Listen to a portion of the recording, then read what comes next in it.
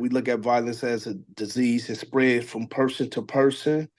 Um, this book is something that I always wanted to have a book out there to really to talk about the work. But when I first connected with Josh, like I was a violence interrupter. My job every day was putting out fires, mediate conflicts, stopping people from shooting and killing each other.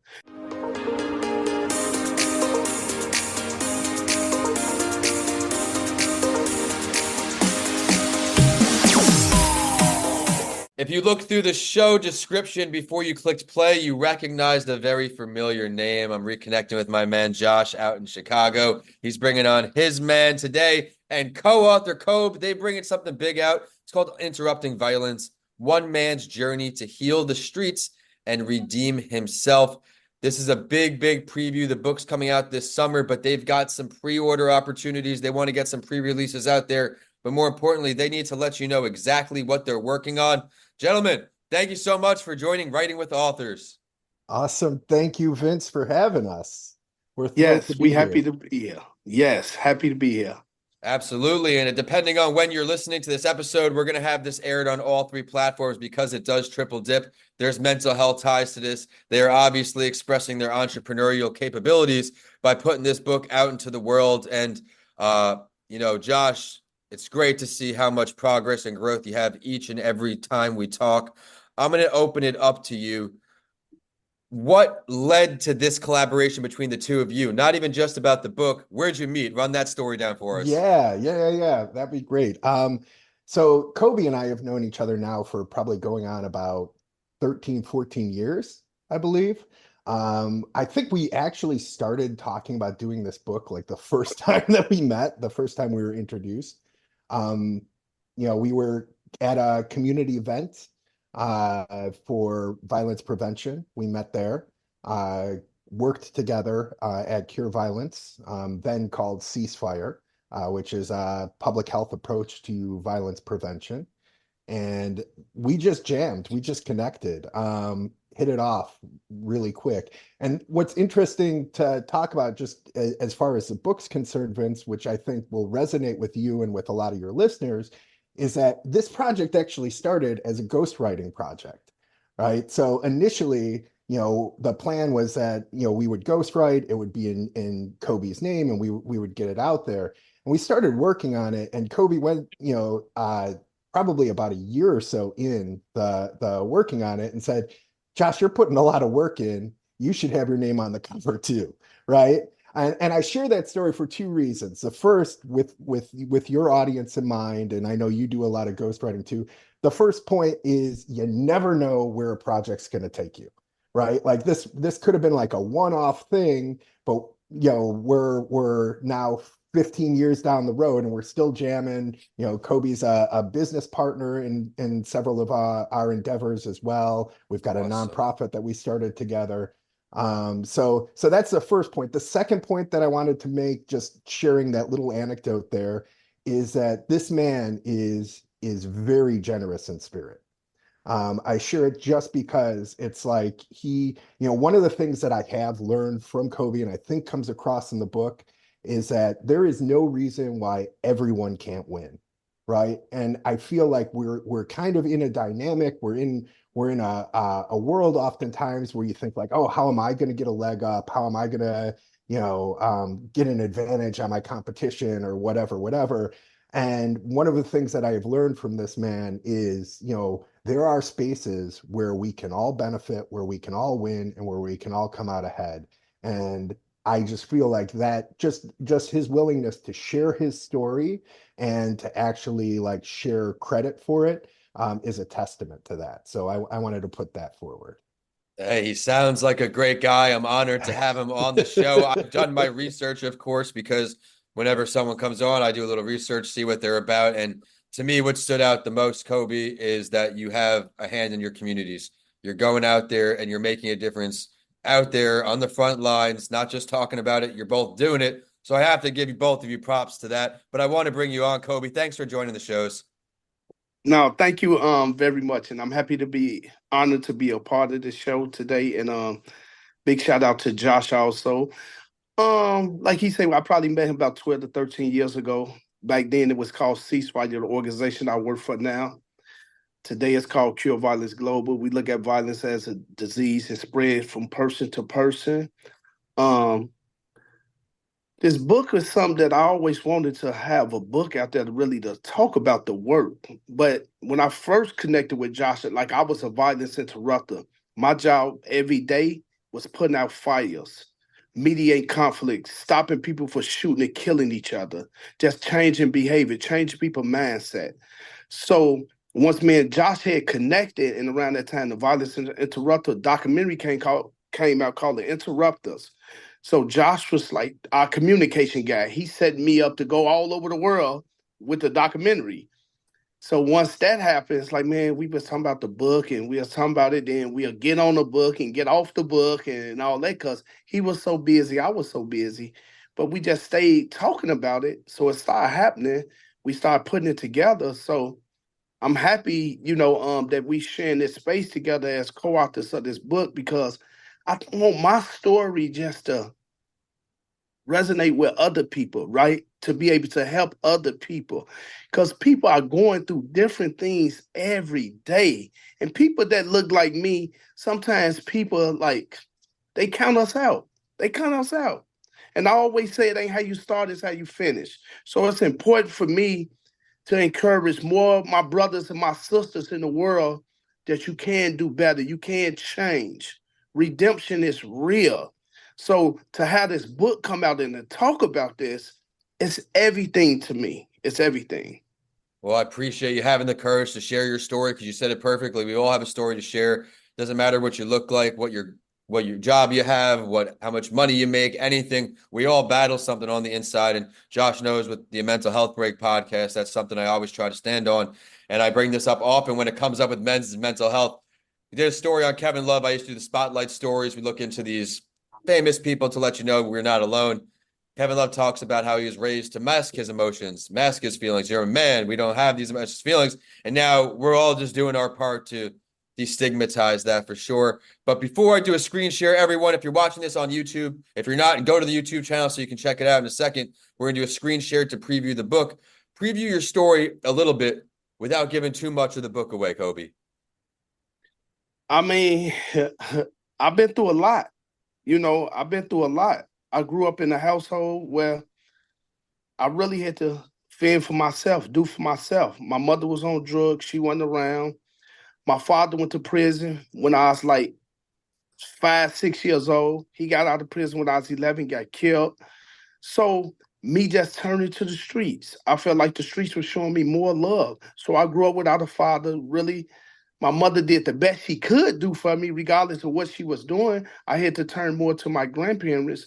But what really, I was just living that lifestyle. I was making bad choices, bad decisions. I was doing things every day, gang banging, selling drugs and all that. So it was just a lot going on.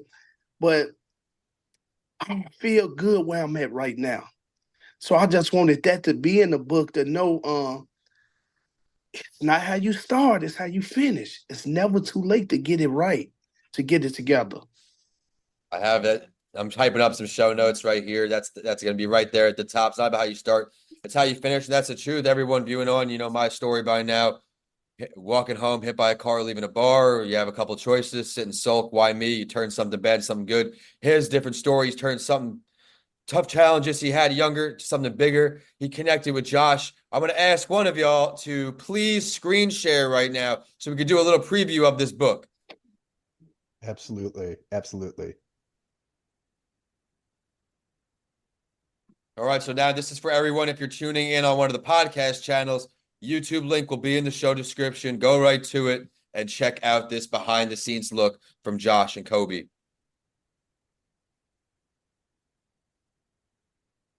Mm-hmm.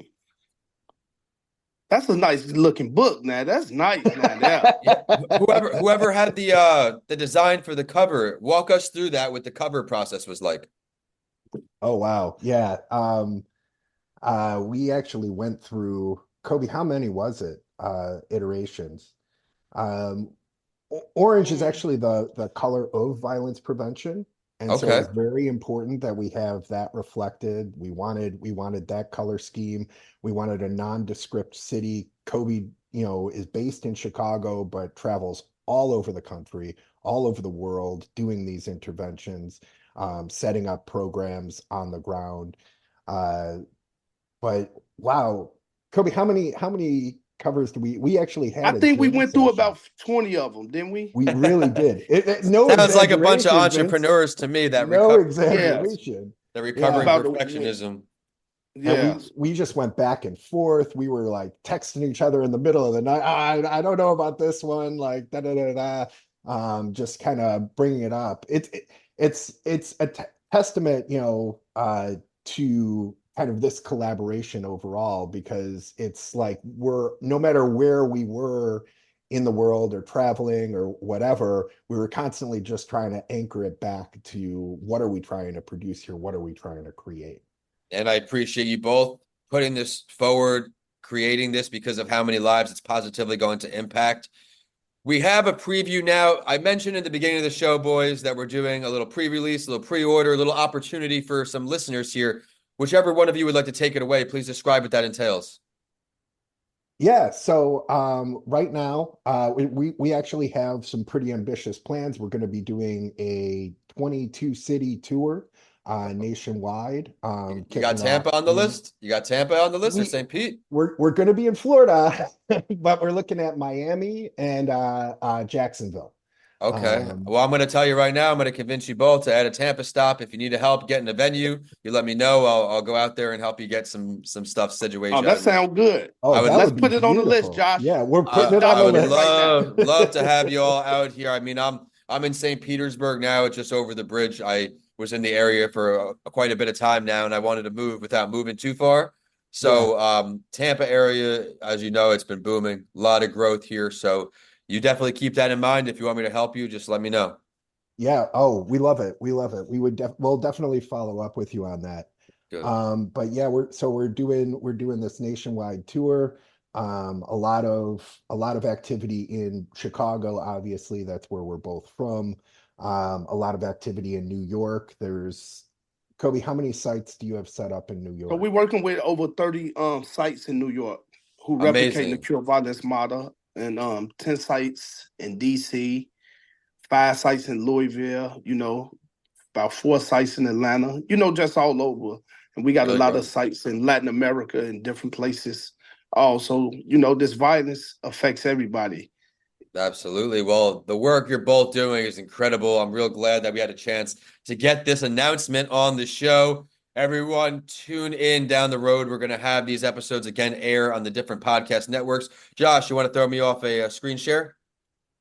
Yeah. So if folks want to go to interruptingviolence.com, they can pre-order a copy of the book.